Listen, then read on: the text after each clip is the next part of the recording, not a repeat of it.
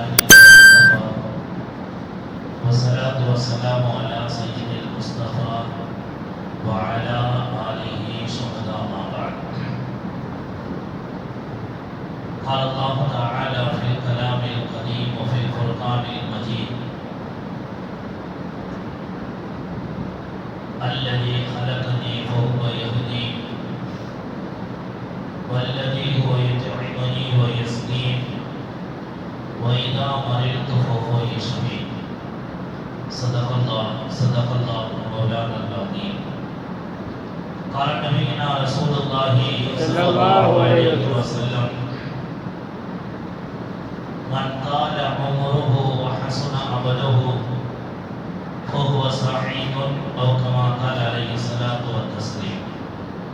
رب اشرح لي صدري ويسر لي أمري واحلل عقدة من لساني يفقهوا قولي.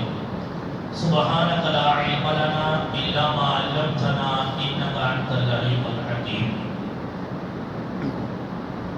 எல்லாம் புகழும் நம்மையெல்லாம் படைத்தார் இந்த ஏக வல்ல அல்லாஹ்வுக்கு எல்லா புகழும் உரித்தாவட்டுமாக. ஆமீன். அவனால் அனுப்பப்பட்ட எம்பெருமானார் நபிகள் நாயகம் ஸல்லல்லாஹு அலைஹி வஸல்லம் அவர்களின் மீதும் அவர்களுடைய வாழ்க்கையை நமக்கெல்லாம் வாழ்ந்து காட்டிய சத்திய சஹாபாக்கள், தாபீன்கள், தபா தாபீன்கள், சுஹதாக்கள், சாலிஹீன்கள், நாதாக்கள், குறிப்பாக அல்லாஹ்வின் இறை இல்லத்தில் அமர்ந்திருக்கிற நம்மின் மீதும் வர இருக்கிற தொழுகையாளிகள் எல்லோரின் மீதும் அல்லாஹ்வின் பற்றாக்கருணை என்றென்றும் நின்று நிலவட்டுமாக. ஆமீன் ஆமீன் யா ரப்பல் ஆலமீன். கண்ணியத்திற்குரிய அல்லாஹ்வின் நல்லடியார்களே, புனிதம் நிறைந்த சஃபர் மாதத்தினுடைய முதல் ஜுமாவிலே இருக்கிறோம்.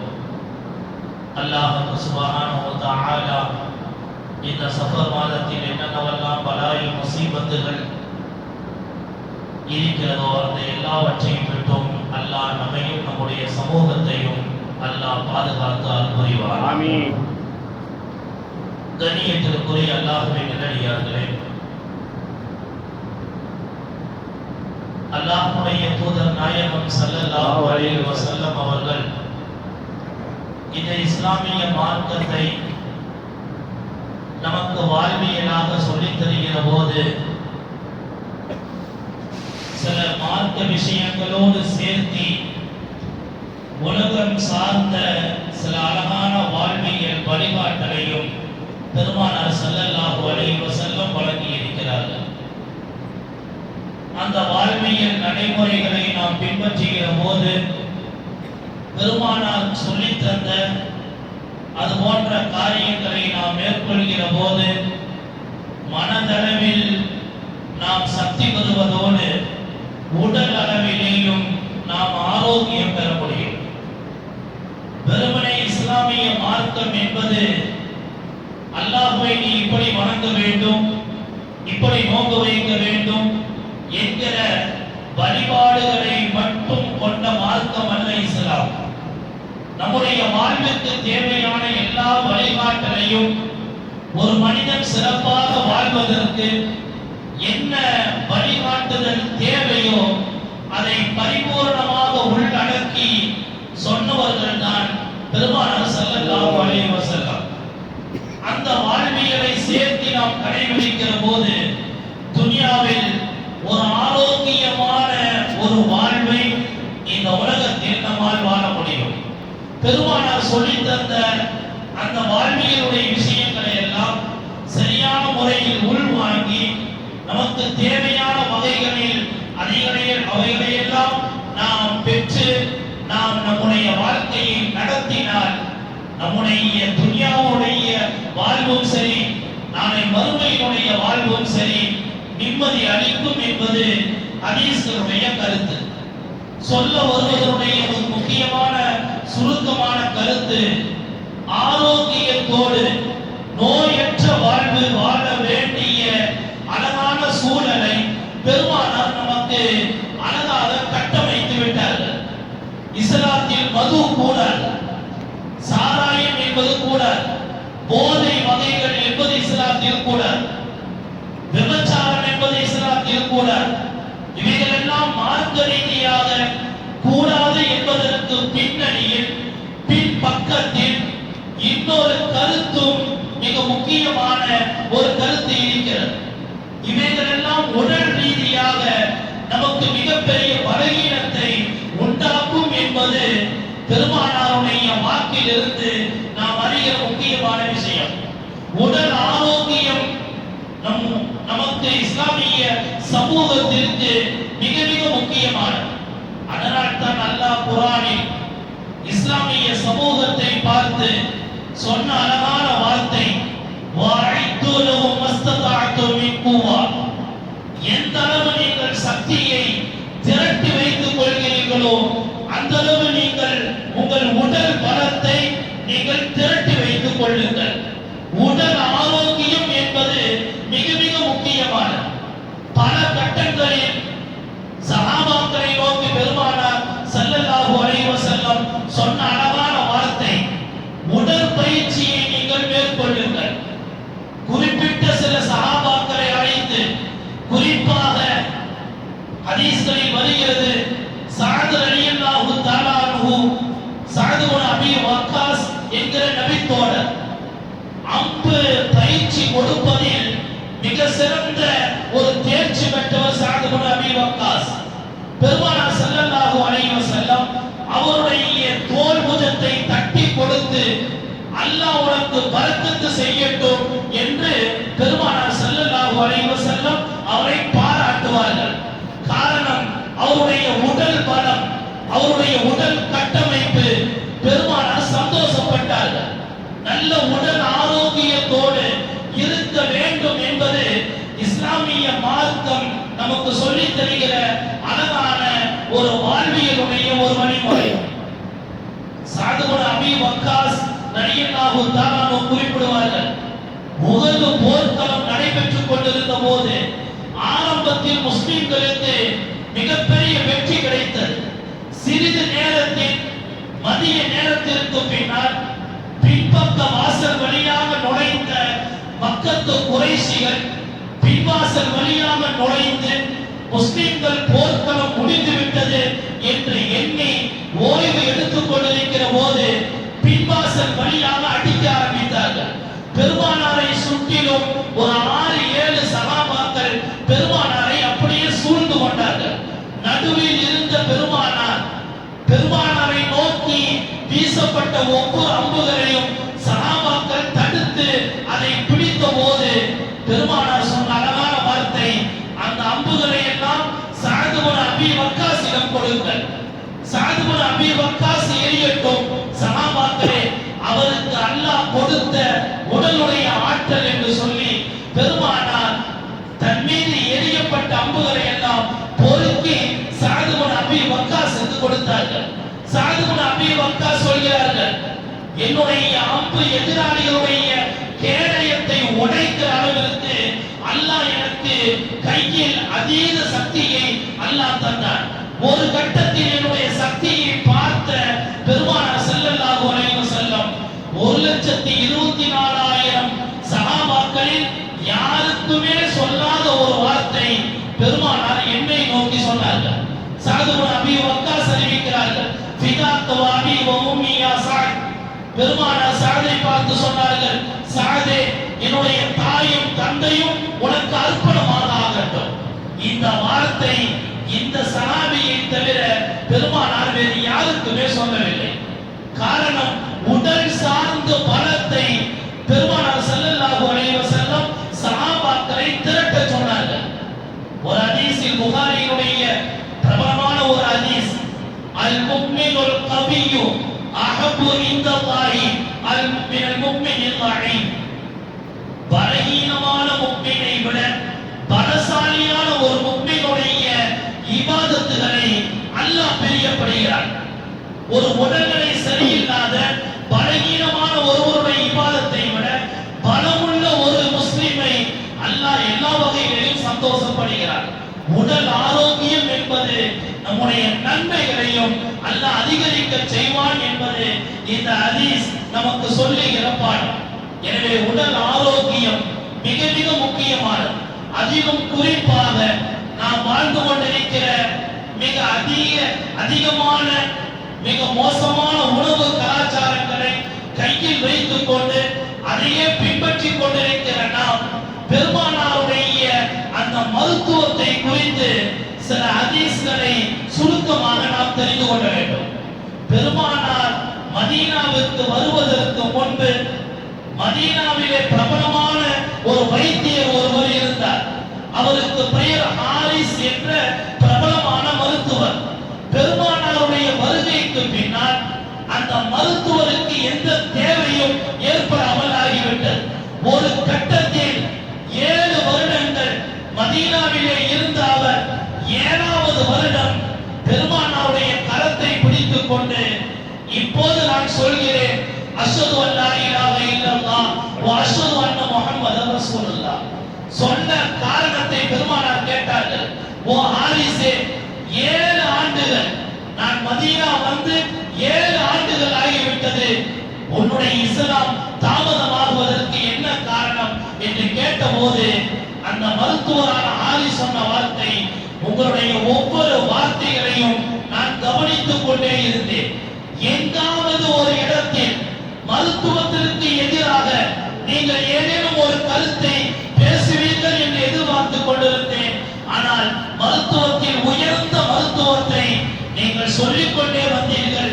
வேறு வழி இல்லை, நான் இப்போது இஸ்லாத்தை ஏற்கிறேன் என்று சொல்லி ஹிஜ்ரி 7ஆம் ஆண்டு பெருமானாருடைய கரத்தை பிடித்துக் கொண்டு ஹாரிஸ் என்ற அந்த மதீனாவுடைய பிரபலமான மருத்துவர் இஸ்லாத்தை ஏற்றார்.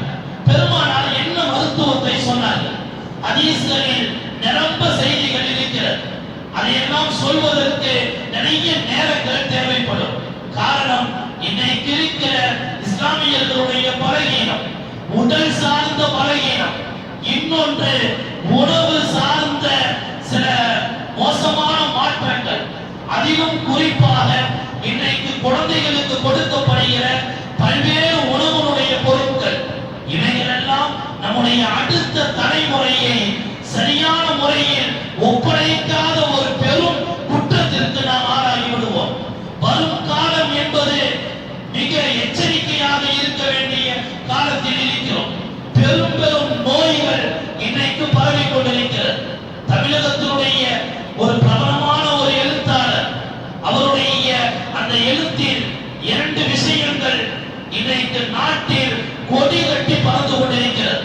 ஒன்று உணவு சம்பந்தமான வியாபாரம், 2வது மருத்துவம் சம்பந்தமான வியாபாரம். இந்த 2ம் இறங்கு வரிசையில் பார்ப்பதே கிடையாது. எல்லாமே ஏறு வரிசையாக இருக்கிறது. நாளுக்கு நாள் மருத்துவமனைகள் பெருகிக் கொண்டே இருக்கிறது. மருத்துவ தேவைகள் இன்னைக்கு அதிகமாகிக் கொண்டே இருக்கிறது. மனிதர்களுடைய பலகீனம் நாளுக்கு நாள் அதிகமாகிக் கொண்டே இருக்கிறது. ஆனால் ஒரு முஸ்லிம் எப்படி இருக்க வேண்டும்? பெருமானார் சொல்லிக் கொடுத்த அழகான வாழ்வியல் முறைகளை நாம் பின்பற்றுகிற போது மருத்துவத்தினுடைய தேவைகளை மட்டும் அல்லாஹ் பாதுகாப்பான் என்பது ஹதீஸ்களை உண்மையாக நம்பிக்கொண்டிருக்கிற இஸ்லாமிய சமுதாயம் மிக கவனமாக இருக்க வேண்டிய இடம். நாம் இன்றைக்கு ஆரோக்கியத்தை குறைத்துக் கொண்டிருக்கிறோம், சம்பாதிக்கிறோம் என்கிற பெயரில் நம்முடைய பலகீனத்தை இன்றைக்கு நாளுக்கு நாள் நாம் அதிகரித்துக் கொண்டே இருக்கிறோம். பெருமானார் சொன்ன நம்முடைய உடலுக்கு என்று சில உரிமைகள் இருக்கிறது, உடலுக்கு என்று சில ஹக்குகளை அல்லாஹ் வைத்திருக்கிறார். அந்த ஹக்கை மீறிய ஒரு பணி என்பது உடலுக்கு இருக்கக்கூடாது. இன்னும் தெளிவாக சொல்வதாக இருந்தால், இன்றைக்கு இரவு நேரத்தில் செய்கிற பணிகள், குறிப்பாக இன்றைக்கு இருக்கிற ஐடி துறை, இரவு முழுக்க முழிக்கிற இந்த ஐடி துறையை பொறுத்தவரை அது தேவைக்கு ஏற்ப பயன்படுத்தி அதிலிருந்து விலகுவதற்கான முழு வகையை நாம் கையாள வேண்டும். காரணம், பெருமானார் ஸல்லல்லாஹு அலைஹி வஸல்லம் இரவு முழிப்பதை தடுத்திருக்கிறார்கள். இரவு முழிக்க வேண்டாம் என்றார்கள். கண்ணுக்கான ஹக்கு இருக்கிறது என்று பெருமானார் சொல்லி இருக்கிறார்கள். குடும்பத்திற்கான தேவை உள்ளது என்றார்கள். பகலில் சம்பாதிக்கிற சம்பாத்தியத்தில் அல்லாஹ் பரக்கத்தை வைத்திருக்கிறார் என்பது பெருமானாருடைய வார்த்தை. இன்னைக்கு நிறைய பேர் ஐடி துறை என்கிற அது உண்மையில் நாட்டினுடைய வளர்ச்சிக்கு ஒரு பெரிய பங்களிப்பு. ஆனால் உடல் சார்ந்த விஷயத்தை பார்க்கிற போது, சில கட்டுரைகளை நாம் படிக்கிற போது நமக்கு அதிர்ச்சியாக இருக்கிறது. எப்போதுமே சதா கம்ப்யூட்டரோடு வலைதளங்களோடு முழுக்க முழுக்க மூளையை கொண்டு போய் நாம் அடகு வைத்து விட்டு ஒரு 40 வயதிற்கு மேல் அவருடைய ஒட்டுமொத்த சக்தியும் பிடுங்கப்பட்டு பிரிந்து எடுக்கப்பட்டு ஒரு நிராயுதபாணியாக 40 வயதிற்கு மேல் என்ன செய்வது என்று தெரியாமல் முழித்துக் கொண்டிருக்கிற ஒரு உலகம் இன்றைக்கு உருவாகி கொண்டிருக்கிறது. சின்ன வயதில் முழிக்கிறார்கள், நிறைய காசு கை நிறைய சம்பாதிக்கிறார்கள். இதனுடைய ஆரோக்கியத்தினுடைய விளைவு 40 வயதை கடக்கிற போது இவர்களுக்கு ஏற்படுகிற வித்தியாசமான நோய்கள். மருத்துவ உலகம் இன்னைக்கு நோய்களுடைய பெயர்கள் வைக்க தெரியாமல் முழித்துக் கொண்டிருக்கிறது. எத்தனை விதமான நோய்கள். சில நேரங்களிலே சில நோயாளிகளை பற்றி கேள்விப்படுகிற போது மனதிலே மிக அழுத்தமாக இருக்கும், வேதனையாக இருக்கும். 2 வருடங்கள் 3 வருடங்கள் ஒரு மருத்துவரிடத்திலே மருந்து எடுத்துக்கொண்டோம். 3 வருடத்திற்கு பிறகு அந்த மருத்துவர் சொன்னார், இது நாள் வரையும் நான் நினைத்துக் கொண்டிருந்த நோய் அல்ல இது வேறொரு நோய் என்று சொல்லி 3 ஆண்டுகள் மருந்து சாப்பிட்டதற்கு பின்னால் அந்த மருத்துவர் அந்த 3 ஆண்டுகளுக்கு பிறகு கண்டுபிடிக்கிறார். நோயை கண்டறிவதே இன்றைக்கு பெரிய பாக்கியமாக ஆகிவிட்டது. நோய் இல்லாத வீடுகளே இல்லை. இன்னைக்கு எல்லோருக்கும் இரவு உணவு எப்படி கட்டாயமோ மருந்து மாத்திரைகள் மிக மிக அத்தியாவசியமாக ஆகிவிட்டது. இதனுடைய விளைவு என்ன? நாம் எதை நோக்கி சென்று கொண்டிருக்கிறோம்? நம்முடைய அடுத்த தலைமுறை எப்படி கொண்டு செல்ல வேண்டும்? எல்லாவற்றையும் பெருமானார் ஸல்லல்லாஹு அலைஹி வஸல்லம் சில ஹதீஸ்களின் வழியாக நம்முடைய சமூகத்திற்கு சில மருத்துவ குறிப்புகளை பெருமானார் தந்திருக்கிறார்கள். அந்த மருத்துவ குறிப்புகளை மட்டும் சில வார்த்தைகளை நாம் அறிந்து கொள்ளலாம். முதலாவதாக பெருமானார் சொன்ன மருத்துவ குறிப்புகளில் நாம் அநேக பேர் மறந்துவிட்ட ஒரு குறிப்பு. பெருமானார் ஸல்லல்லாஹு அலைஹி வஸல்லம் சொன்னார்கள், தேனை நீங்கள் பயன்படுத்துங்கள்.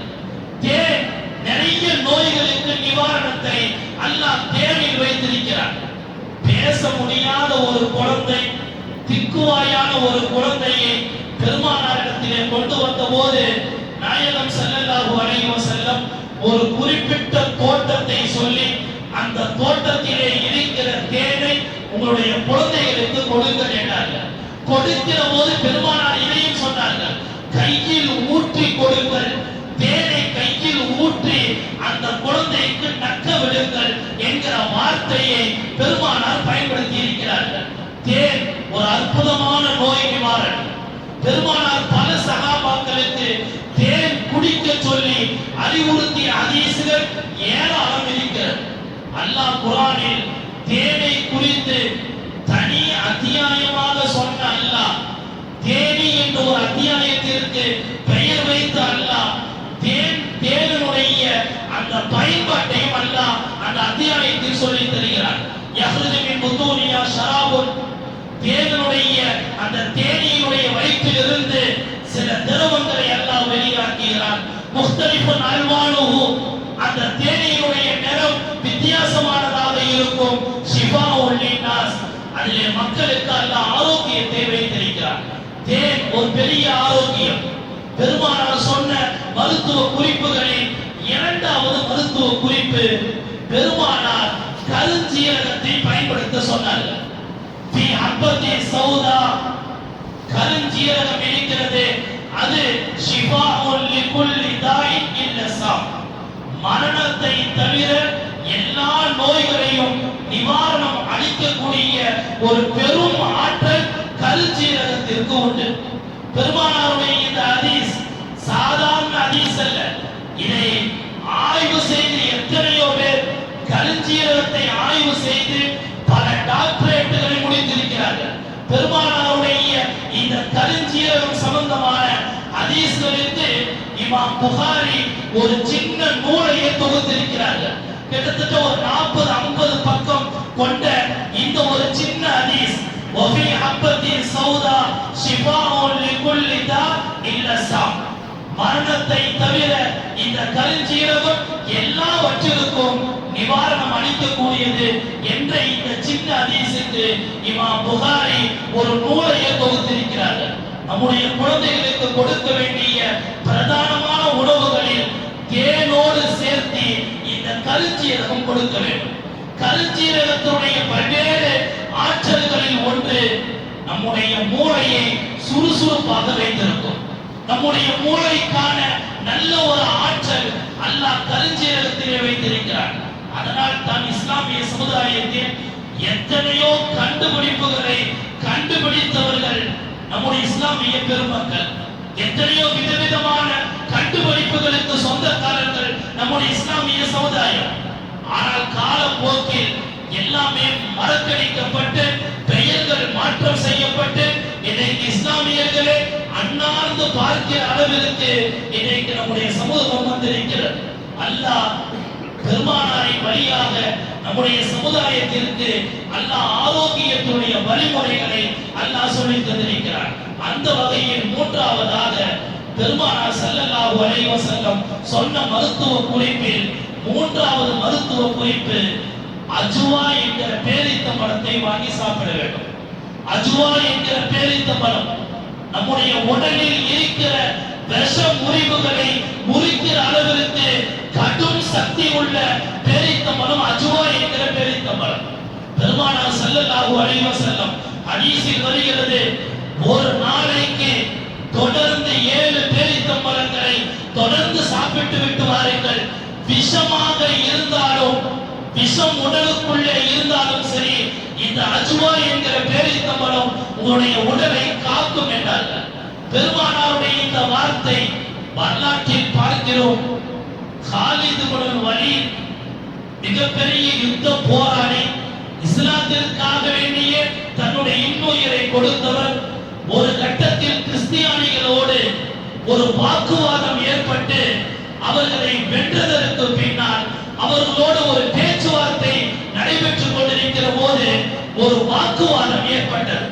வாக்குவாதம் முற்றி போய் அங்கே இருந்த ஒரு பாதிரி கையிலே விஷத்தை கொடுத்துவிட்டு கையிலே விஷத்தை எடுத்துவிட்டு இந்த பக்கம் அஜ்வா பேரித்தம்பழங்களையும் வைத்துவிட்டு காலித் இப்னு வலீதை நோக்கி அந்த பாதிரி கேட்டார், நீ பெருமானாரை முகம்மதை முழுமையாக நம்புவனாக இருந்தால் உங்களுடைய முகம்மது ஒரு ஹதீஸில் இப்படி சொல்லி இருக்கிறாரே, யாரேனும் ஒரு விஷம் குடித்தாலும் பேரித்தம்பழ அஜ்வா பேரித்தம்பழங்களை சாப்பிட்டால் அந்த விஷத்தை முறிக்கிற சக்தி அஜ்வாவிற்கு இருக்கிறது என்று ஒரு ஹதீஸ் இருக்கிறது. காலித் இப்னு வலீதே, முகம்மது நபியை நீ முழுக்க முழுக்க ஏற்றுக்கொண்டால், உண்மையான ஈமான் கொண்ட நபராக இருந்தால் இதோ விஷம் என்று சொல்லி ஒரு கையில் விஷத்தையும் இன்னொரு கையில் அஜ்வா பேரித்தம்பழத்தையும் கொடுத்தார்கள். ஒரு வினாடி கூட யோசிக்காத காலித் இப்னு வலீத் வேகமாக முன்னே வந்து, எங்களுடைய நாயகம் ஒரு மருத்துவ குறிப்பை சொன்னால் கண்டிப்பாக அதிலே சத்தியம் இருக்கும் என்பதை நான் 100க்கு அதிகம் நான் நம்பி இருக்கிறேன் என்று சொன்ன காலித் இப்னு வலீத் அந்த விஷத்தை வாங்கி அப்படி எல்லோருக்கும் முன்னால் குடித்தார். குடித்து விட்டு சொன்னார், அஜ்வா பேரித்தம்பழங்களை நீங்கள் தருகிறீர்கள், அதை நான் நம்ப மாட்டேன் என்று சொல்லி தன்னுடைய பட்டாளத்திலே இருக்கிற அஜ்வா பேரித்தம்பழங்களை கொண்டு வர சொல்லி பேரித்தம்பழங்களை சாப்பிட்டார். சாப்பிட்டு முடித்தது. 24 மணி நேரம் கடந்தது. ஒரு இரவு ஒரு பகல் கழிந்து போனது. பாதிரிமார்கள் எல்லாம் காலித் இப்னு வலீதை உற்று பார்த்து கொண்டிருந்தார்கள். கொஞ்சம் கூட உடலில் எந்த பாதிப்பும் இல்லாமல் அடுத்த நாள் யுத்த களத்தில் காலித் இப்னு வலீத் வாளோடு வந்து நின்ற போது பாதிரிமார்கள் அசந்து போனார்கள். காரணம், பெருமானாருடைய வாக்கு, மருத்துவ குறிப்பு ஒருபோதும் பொய்யாகாது. பெருமானார் சொன்ன நம்முடைய வாழ்க்கையில் நாம் கடைபிடிக்க வேண்டிய நோயற்ற வாழ்வை அல்லாஹ்விடத்திலே கேட்டுக்கொண்டே இருக்க வேண்டும். இன்னைக்கு நிறைய நோய்கள், நிறைய வித்தியாசமான சில குடும்பங்கள் அப்படியே நன்றாக வளர்ந்து வரும். சில நோய்களின் காரணமாக அந்த குடும்பங்கள் அப்படியே முடங்கி போய்விடும். வெளியிலே சொல்லவும் முடியாமல் வாழ்ந்த கண்ணியத்தை மனதிலே கருதி வெளியிலே கேட்கவும் முடியாமல் சொல்லவும் முடியாமல் வலியை தாங்கவும் முடியாமல் எத்தனையோ குடும்பங்கள் கூடி குறுகி இன்றைக்கு முடங்கிக் கொண்டிருக்கிறது. அதிலும் குறிப்பாக வளருகிற சமுதாயம், வளர்ந்து கொண்டிருக்கிற இஸ்லாமிய சமுதாயம் ஆரோக்கியத்தின் விஷயத்தில் மிகுந்த கவனத்தோடு இருக்க வேண்டும். அதற்கு உமர் இப்னு கத்தாப் ரலியல்லாஹு தஆலா அவர்கள் சொன்ன பிரபலமான நபிமொழி, போர் களத்திலே நிற்கிற போது உமர் ரலியல்லாஹு தஆலா சொன்ன வார்த்தை, ஒரு முஸ்லிமுடைய படையை பார்த்து சொன்ன வார்த்தை, நீ உண்மை முஸ்லிமாக இருந்தால் நீ துப்புகிற துப்பலுடைய எச்சில் எதிராளிகள் கீழே விழுந்து போக வேண்டும், அந்த அளவுக்கு உன்னுடைய எச்சில் ஆற்றல் இருக்க வேண்டும் என்று அதற்கு உமர் இப்னு கத்தாப் ரலியல்லாஹு தஆலா சொல்கிற வார்த்தையினுடைய உள்ளார்ந்த அர்த்தம் என்பது ஒவ்வொரு முஸ்லிமும் உடல் விஷயத்தில் மிகுந்த அக்கறையோடு கவனத்தோடு நல்ல திடகார்த்தமான முஸ்லிமாக இருக்க வேண்டும். இதனால் தான் நல்ல ஒரு கட்டமைப்பான வாழ்க்கை வாழ வேண்டும் என்பதற்காக வேண்டினான் இஸ்லாத்தை பொறுத்தவரை போதை பொருட்களின் பக்கம் செல்ல வேண்டாம் என்று மார்க்கம் சொல்கிறது. மார்க்கத்தினுடைய தடை மட்டுமல்ல, நம்முடைய உடலுக்கு அது எதிரி. மது கூடாது என்பதற்கான காரணம் நம்முடைய இரத்தத்தை சுண்டி இழுத்து எத்தனையோ குடும்பங்கள் மதுவினால் அடிமையாகி போன மாற்று மத சகோதரர்களுடைய குடும்பங்களை கண்ணீரோடு நாம் பார்க்கிறோம். குடியின் விளைவு குழந்தைகள் எல்லாம் அனாதைகளாக ஆகி குடும்பமே வாழ முடியாத மோசமான கட்டத்திற்கு இந்த குடி அவனை கொண்டு போய் சேர்த்து விடும். இதனால் தான் மார்க்க கட்டளையாக பார்க்காமல் நம்முடைய ஆரோக்கியத்திற்கான வழிகாட்டலாக பெருமானார் இந்த வழிகாட்டலை நமக்கு வழங்கி இருக்கிறார்கள். ஆரோக்கியத்தை அல்லாஹ்விடத்திலே கேட்டுக்கொண்டே இருக்க வேண்டும். ஆரோக்கியம் நமக்கு கிடைத்த ஒரு மிகப்பெரிய ஈமானுக்கு பின்னால் அல்லாஹ் நமக்கு கொடுத்த பெரிய பொக்கிஷம். ஒரு தடவை அபூ தர் அல்-கிஃபாரி என்கிற நபித்தோழர் பெருமானார் ஸல்லல்லாஹு அலைஹி வஸல்லம் ஜிப்ரீல் அலைஹிஸ்ஸலாத்தோடு பேசிக் கொண்டிருந்தார்கள். பேசிக் கொண்டிருந்த போது பெருமானாருக்கு எதிரில் அபூ தர் அல்-கிஃபாரி கடந்து போனார். அபூ தர் அல்-கிஃபாரியுடைய சலாம், அஸ்ஸலாமு அலைக்கும் யா ரசூலல்லாஹ் என்று அபூ தர் அல்-கிஃபாரி சொல்ல, பேசிக் கொண்டிருந்த பெருமானார் வ அலைக்கும் அஸ்ஸலாம் யா அபூ தர் என்று சொன்னார்கள். உடனே பக்கத்தில் இருந்த ஜிப்ரீல் அலைஹிஸ்ஸலாம் பெருமானாரிடத்திலே கேட்டார்கள், அந்த அபூ தர்ரை குறித்து நீங்கள் என்ன நினைக்கிறீர்கள் என்று கேட்டார்கள். உடனே பெருமானார் ஸல்லல்லாஹு அலைஹி வஸல்லம் சொன்னார்கள், சஹாபாக்களிலேயே வைத்து நல்ல இறையச்சம் உடைய ஒரு நபித்தோழர் அந்த அபூ தர் அல்-கிஃபாரி என்று சொல்லிவிட்டு இந்த செய்தியும் பெருமானார் சேர்த்து சொன்னார்கள். ஈசா நபியிடத்திலே என்னென்ன சிறப்புகளையும் அடையாளங்களையும் நான் கண்டு கொண்டேனோ அந்த அனைத்து அடையாளங்களையும் இந்த அபூ தர் அல்-கிஃபாரி இடத்திலே நான் பார்க்கிறேன் என்று ஜிப்ரீல் அலைஹிஸ்ஸலாத்து வஸலாமிடம் பெருமானார் பகிர ஜிப்ரீல் அலைஹிஸ்ஸலாத்து வஸலாம் சொன்னார்கள், யா ரசூலல்லாஹ், அபூ தர்ரை குறித்து நீங்கள் இப்படி பேசுகிறீர்கள். மலக்குமார்களுடைய உலகத்தில் மலக்குமார்களுடைய சபைகளில் உங்களை குறித்து எப்படி பேசப்படுகிறதோ அதே போல அபூ தர்ரை குறித்தும் பேசப்படுகிறது. பெருமானார் ஆச்சரியத்தோடு கேட்டார்கள், அப்படி என்ன பேசப்படுகிறது? அபூ தர் அல்-கிஃபாரியுடைய அந்த துஆ மலக்குமார்களுக்கு மத்தியில் பிரபலமாக பேசப்படுகிறது. பெருமானார் திரும்ப கேட்டார்கள், ஜிப்ரீலே, அப்படி என்ன அவர் துஆ கேட்கிறார்? ஜிப்ரீல் அலைஹிஸ்ஸலாத்து வஸலாம் சொன்னார்கள், யா ரசூலல்லாஹ், அந்த துஆ அவருக்கும் அல்லாஹ்வுக்கும் மட்டுமே தெரியும். அந்த துஆவை நாங்கள் வெளியிலே சொல்லக்கூடாது. அவர் என்ன துஆ செய்கிறார் என்பதை நபியே நீங்களே அழைத்து அவரிடத்திலே கேளுங்கள் என்று சொல்லி ஜிப்ரீல் அலைஹிஸ்ஸலாம் நகர பெருமானார் ஸல்லல்லாஹு அலைஹி வஸல்லம் வேகமாக அபூ தர் அல்-கிஃபாரியை தேடி போனார்கள். அபூ தர்ரை அழைத்தார்கள், பக்கத்திலே உட்கார வைத்தார்கள், பேச்சு கொடுத்தார்கள். கடைசியாக பெருமானார் அவரிடத்திலே கேட்டார்கள், அபூ தர்ரே, நீ என்ன துஆ செய்து கொண்டிருக்கிறாய்? உடனே அபூ தர் அல்-கிஃபாரி பெருமானாரிடத்திலே சொன்னார்கள், யா ரசூலல்லாஹ், திடீரென்று இப்படி கேட்க என்ன காரணம்? இல்லை அபூதரே, உன்னுடைய துவா மலக்குமார்களுடைய சபைகளில் அந்த துவா பேசப்படுகிறது. உடனே அபூதர் கிஃபாரி சொன்னார்கள், யா ரசூலல்லாஹ், எனக்கும் அல்லாஹ்வுக்கு மட்டுமே தெரியும், இந்த துவாவை நான் ஓதிக் கொண்டிருக்கிறேன் என்று சொல்லி அந்த வார்த்தைகளை சொன்னார்கள். வார்த்தைகளை சொல்ல சொல்ல பெருமானாருடைய உடலெல்லாம் புல்லரித்து போன அவ்வளவு உருக்கமான ஆழமான துவாவை அபூதர் கிஃபாரி கேட்டார்கள். அல்லாஹ்விடத்திலே, யா அல்லாஹ், அல்லாஹும்ம இன்னி அஸ்அலுக அல் ஆஃபியத மின் குல்லில் பலா, அல்லாஹ்விடத்திலே நான் கேட்கிறேன், யா அல்லாஹ், எல்லா பலாய்களிலிருந்தும் எனக்கு ஆஃபியத்தை யா அல்லாஹ் நீ தா. பெருமானார் இந்த முதல் வரியை கேட்டபோது சந்தோஷப்பட்ட பெருமானார் அடுத்த வரி என்னவென்று கேட்டார்கள்.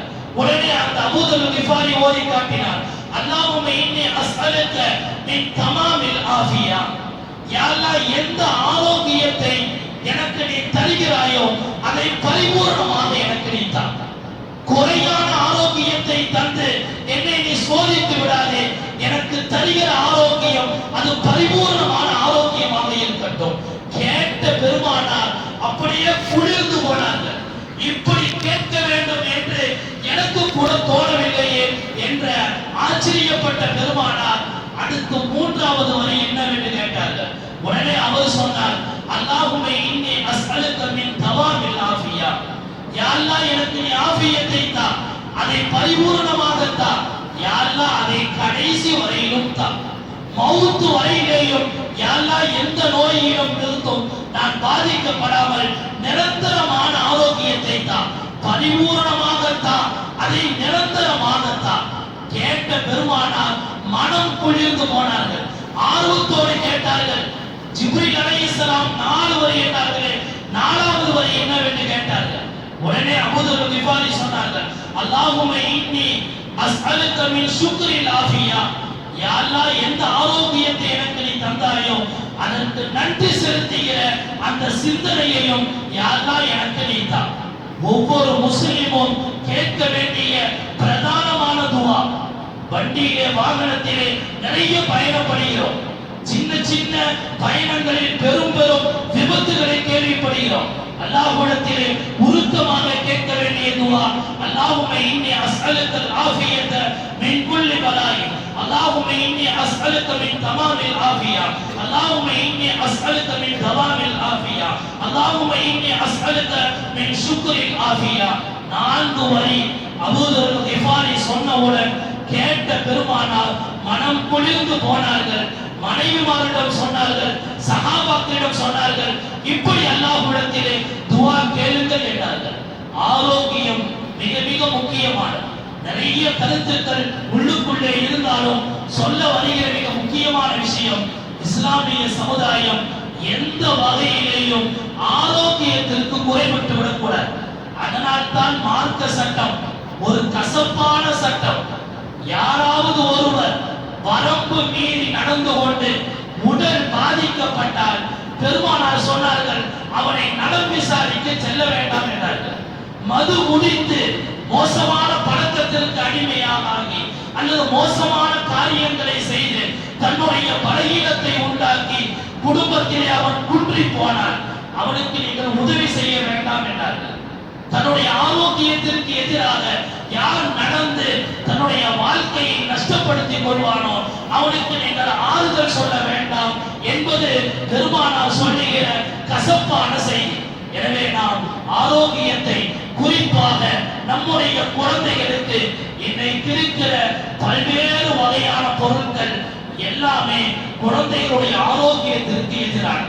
இதில் மிக மிக தீர்க்கமாக இருக்க வேண்டும். சாப்பிடுகிற ஒரு கேக், பர்த்டேவுக்காக வேண்டி வாங்குகிற ஒரு கேக், இதிலே இருக்கிற கலருக்காக வேண்டி அதிலே கலக்கப்படுகிற நிறமூட்டிகள், அதிலே சேர்க்கப்படுகிற எசன்ஸ்கள், பல கட்ட அறிஞர்கள் மருத்துவ குறிப்புகள், கடுமையான வியாதி என்று சொல்லப்பட்டதற்கு பிறகும் இன்றைக்கும் அதை எடுத்து ஊட்டி குழந்தைகளுக்கு சந்தோஷம் தான் முக்கியம், ஆரோக்கியம் 2ஆம் பட்சம் என்று பேசுகிற பெற்றோர்கள் கவனிக்க வேண்டிய கட்டாயத்தில் இருக்கிறோம். இது ஒரு கேக் என்பது ஒரு சின்ன உதாரணம். பெருமானார் சொன்ன ஆரோக்கியமான உணவு கொடுக்க வேண்டிய கடமை பெற்றோர்களுக்கு உண்டு. நல்ல ஆரோக்கியத்தோடு சிந்தனை வழியாக சக்திப்படுத்த வேண்டியது தந்தையினுடைய கடமை. ஆரோக்கியமான உணவை கொடுக்க வேண்டிய கடமை தாய்க்குரிய கடமை.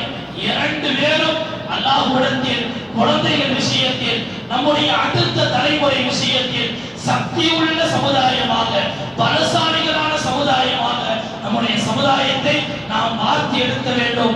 அடிப்படையிலிருந்து இந்த விஷயங்களை நாம் ஆய்வு செய்ய வேண்டும். நம்முடைய குழந்தைகளுடைய விஷயத்தில் குறிப்பாக நமக்கும் பக்குவமான குறிப்பிட்ட வயதை தாண்டி எல்லோரும் எது ஆரோக்கியம் இல்லை என்று சொல்லப்படுகிறதோ அந்த விஷயங்களை விட்டு முழுமையாக விலகிக் கொள்ள வேண்டும்.